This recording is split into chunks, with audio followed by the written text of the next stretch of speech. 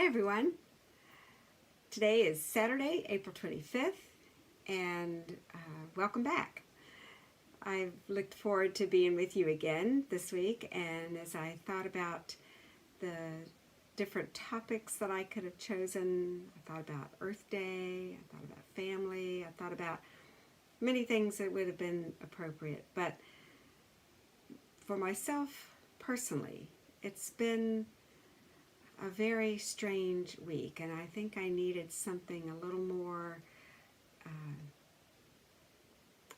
personally inspirational. So I hope what I found inspirational will be so for you as well. I've chosen a reading, and I will tell you about that in just a moment. But first, I'd like to light our chalice.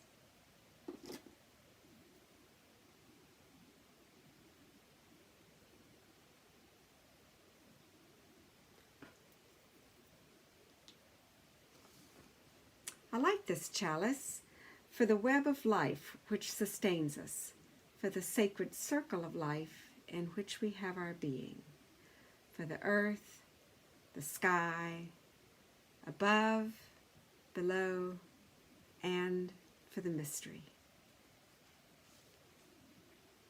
So the reading I want to share with you today is from a book called To Bless the Space Between Us by John O'Donohue.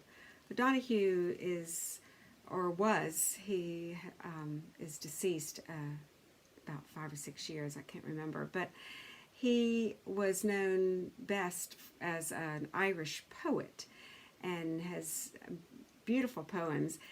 This book is a book of blessings that are written in poetic style, and it has blessings for just about every event, every heart's desire, every human experience possible, except maybe for the pandemic. This book was published in 2008, and so it wasn't, we were not thinking pandemic at that time. But it is a beautiful book, and I found a reading in the back that's in a section where O'Donohue is talking about the lost art of blessing, and goes through a lot of different explanations of what it means to give a blessing to someone, or to a space, or to an event.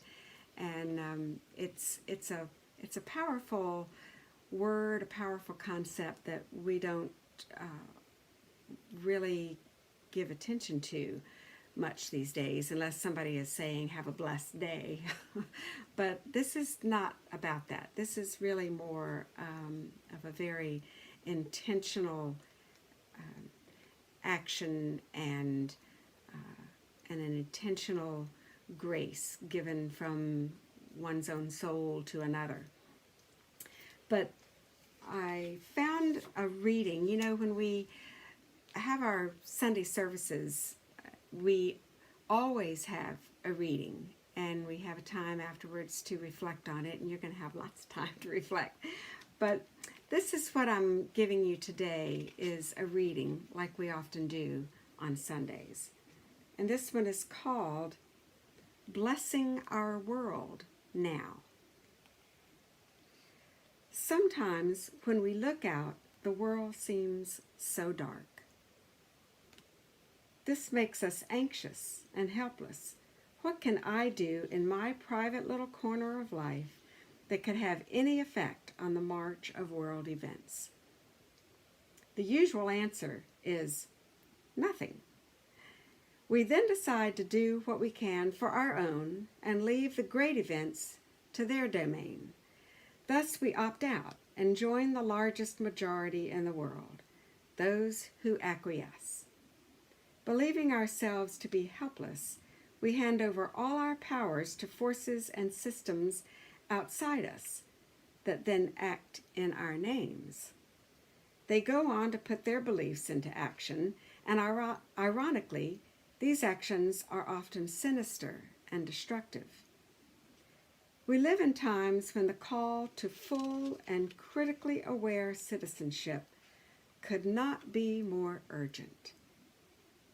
We need to rediscover the careless courage of the little boy who, in the middle of the numbed multitude, in naive Socratic fashion, blurts out, "But the emperor has no clothes."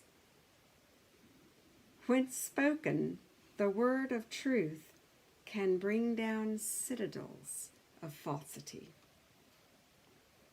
Real presence is the ideal of all true individuation. When we yield to helplessness, we strengthen the hand of those who would destroy. When we choose indifference, we betray our world. Yet the world is not decided by action alone. It is decided more by consciousness and spirit. They are the secret sources of all action and behavior. The spirit of a time is an incredibly subtle yet hugely powerful force. I'm going to read that part again. The spirit of a time is an incredibly subtle yet hugely powerful force, and it is comprised of the mentality and spirit of all individuals together. Therefore, the way you look at things is not simply a private matter. Your outlook actually and concretely affects what goes on. When you give in to helplessness, you collude with despair and add to it. When you take back your power and choose to see the possibilities for healing and transformation, your creativity awakens and flows to become an active force of renewal and encouragement in the world. In this way, even in your own hidden life, you can become a powerful agent of transformation in a broken, darkened world.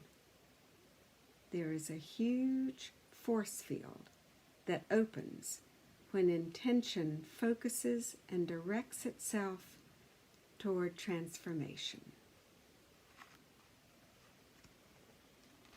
I needed to hear that because sometimes I feel helpless. And O'Donohue has challenged me and challenged us to take back our power and to choose to see the possibilities for healing and transformation.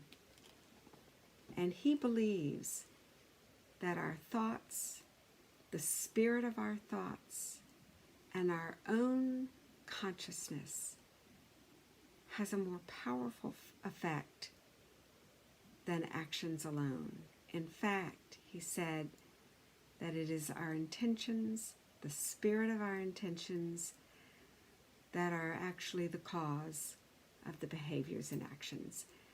And some would call it prayer, but I call it the spirit of intention, to choose to think and imagine new ways for this world to be, new ways for us to live together in a sustainable and healthy environment.